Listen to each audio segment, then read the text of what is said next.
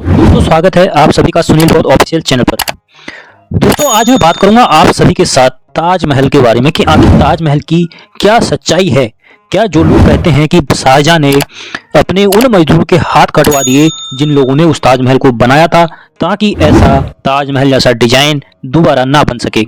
दोस्तों ये बात बिल्कुल झूठ है, आपको बताएंगे साक्ष्य के साथ। दूसरा दोस्तों बताते हैं उसमें 22 ऐसे बंद दरवाजे हैं जिनको आज तक खोला नहीं गया, आखिर उनके अंदर क्या है यह भी हम साक्ष्य के साथ बताएंगे। बने रहें वीडियो पर।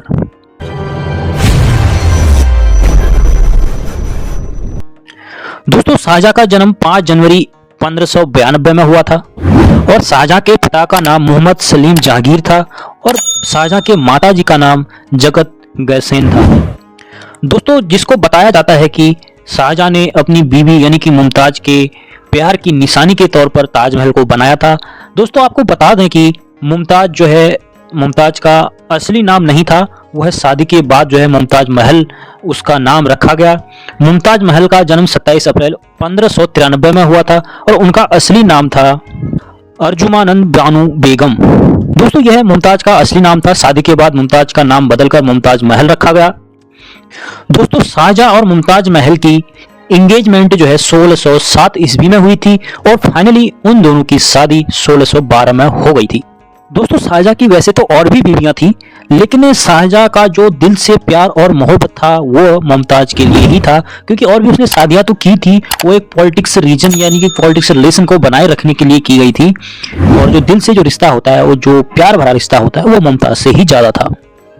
दोस्तों मुमताज के 14 बच्चे थे, यानी कि 14 बच्चा जब हुआ था उसके बाद 1631 ईस्वी में यानी कि 17 जून 1631 में जब उनका 14वां बच्चा हुआ तो उसके बाद वो मर गई थी। और मुमताज के मर जाने के बाद शाहजहां एकदम से टूट गए, उनको एकदम झटका लगा और वो 1 साल तक बिल्कुल ही कमजोर पड़ गए, उनकी याददाश्त कमजोर होने लगी। जब वह अपने आप में ठीक ठाक होने लगे उसके बाद जब वो बूढ़े हो गए तब उनको यह समझ आई कि उनको लगा कि मुमताज की जो आत्मा है, आत्मा की रेस्टिंग प्लेस को बहुत ही बेहतर और बहुत ही बढ़िया बनाया जाए। तब उन्होंने इसके बारे में काफी सोचा और समझा, तब उनके दिमाग में ताजमहल बनाने का फैसला आया और उन्होंने फैसला लिया। दोस्तों उस समय के चीफ आर्किटेक्ट वस्ताज अहमद जी को बुलाया गया। दोस्तों वस्ताज अहमद लाहौरी ने इस ताजमहल को डिजाइन किया क्योंकि वो एक बहुत ही बड़े फेमस आर्किटेक्ट थे उस समय के।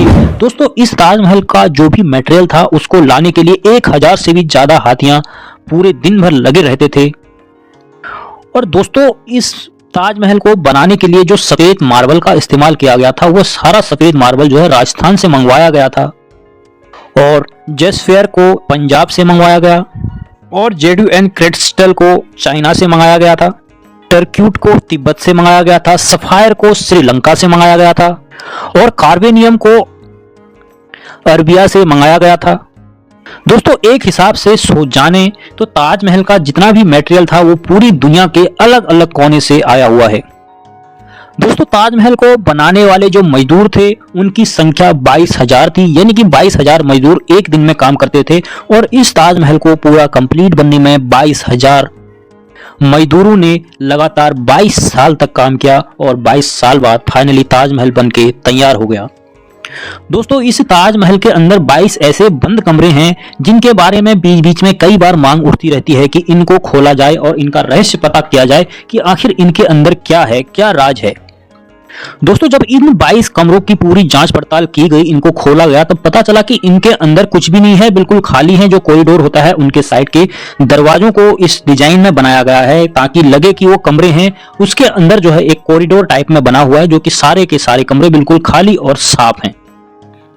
दोस्तों उन सभी कमरों को बंद इसलिए रखा गया है क्योंकि आज की डेट पर ताजमहल को देखने के लिए पूरे विश्व से एक दिन में 1 लाख से प्लस लोग वहां देखने आते हैं। अगर 22-25 कमरों को अगर उसके अंदर खोल दिया जाए तो लोग कब कहां से कहां चले जाएं और इतनी भीड़ को संभालना नामुमकिन हो जाएगा, इतनी फोर्स लगानी पड़ेगी वहां। इस वजह से उन सभी कमरों को आज तक बंद रखा गया है। बीच में कई बार खोल के उनकी जांच पड़ताल यानी कि साफ सफाई भी की जाती है।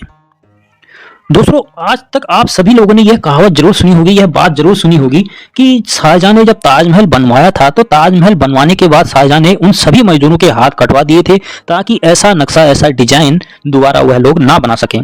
दोस्तों इस बात की भी पूरी जांच पड़ताल की गई उस समय से आज तक, लेकिन ऐसा कोई सबूत नहीं मिला, ऐसी कोई हिस्ट्री नहीं मिली, ऐसी कोई किताब नहीं मिली जिसमें कि यह बात सच हो सकी, बल्कि यह बात बिल्कुल फर्जी और झूठ साबित हुई कि किसी ताजमहल को बनाने वाले मजदूरों का किसी का भी हाथ नहीं कटवाया गया था। क्योंकि दोस्तों आप सभी लोग जानते हैं कि 20 से 22 हजार लोग उस ताजमहल को बनाने में शामिल थे।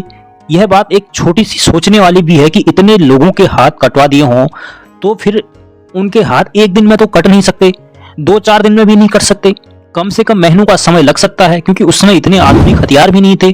क्या आप लोग समझ सकते हैं कि 2-4-6 लोगों के हाथ काटे, क्या उसके बाद सारे मजदूर वहां पर लाइन लगा के खड़े हो जाएंगे कि आइए भाई मेरी बारी है, अब मेरी बारी है, अब मैं कटवाऊंगा? दोस्तों यह बिल्कुल ही फर्जी और झूठ साबित हुआ, ऐसा उस समय कुछ भी नहीं हुआ था। जबकि ताजमहल बनने के बाद ही उसी समय पर, उसी पीरियड पर जामा मस्जिद दिल्ली का सबसे फेमस लाल किला और कई सारी ऐसी महलें बने हुए हैं जो कि उसी डिजाइन, उसी आर्किटेक्चर के हिसाब से बनाई गई हैं। अगर ऐसा होता तो उसके बाद उस डिजाइन की उस तरीके से कोई भी बिल्डिंग नहीं बनती। दोस्तों उसके बाद कई सारी हिस्ट्री और उस समय के कोर्ट के एविडेंस, कई चीजें, और पूरे विदेशों से यानी कि पूरे विश्व से सारे लोग जब ताजमहल बना तो अपनी किताबें लिखने आए थे। सभी लोगों ने किताबों में लिखा, जैसे कि दोस्तों आप सभी लोग जानते हो, जैसे कि हमारे भारत में पहले नालंदा विश्वविद्यालय था, उसके बारे में भी विश्व से कई लोग आए थे जिन्होंने अपनी अपनी किताबों में लिखा। बाद में उनकी ही किताबों से हमारे भारत में नालंदा विश्वविद्यालय को खोजा गया। तो दोस्तों उसी हिसाब से कई विश्व के बड़े बड़े लोग जिनकी कई सारी किताबें थी वो अपनी अपनी किताबों को लिखने आते थे, उनकी किताबों को छानबीन की गई, उस समय के कोर्ट एविडेंस देखे गए, उस समय के हर चीज देखा गया। लेकिन अभी तक यानी कि आज की डेट 2024 तक कोई भी ऐसा साक्ष्य या कोई प्रमाण नहीं मिला कि जिसे लगा कि ताजमहल बनाने वाले मजदूरों के शाहजहां ने हाथ कटवा दिए थे, बल्कि एक झूठी और फर्जी कहानी है और इसको यूं ही फैलाया गया है। दोस्तों आज के लिए इतना ही, मिलते हैं अगली वीडियो पर। चैनल को सब्सक्राइब जरूर कर लें और अपने छोटे भाई को सपोर्ट जरूर करें।